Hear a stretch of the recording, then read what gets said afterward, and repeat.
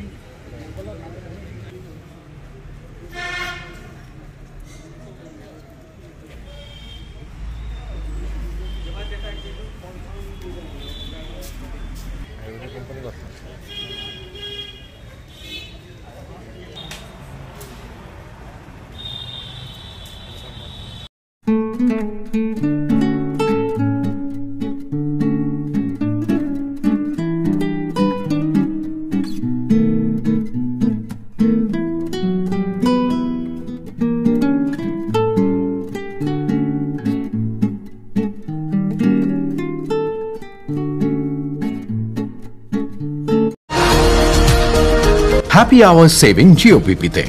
এখন জিওপিপিতে সকাল 10টা থেকে বিকেল 5টা পর্যন্ত পেট্রোলের ওপর লিটার পিছু 3 টাকা ছাড় নিন।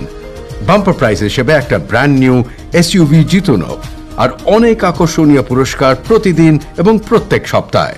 আপনার নিকটবর্তী জিওপিপি মোবিলিটি স্টেশনে যান আর জ্বালানি ভরুন আজই।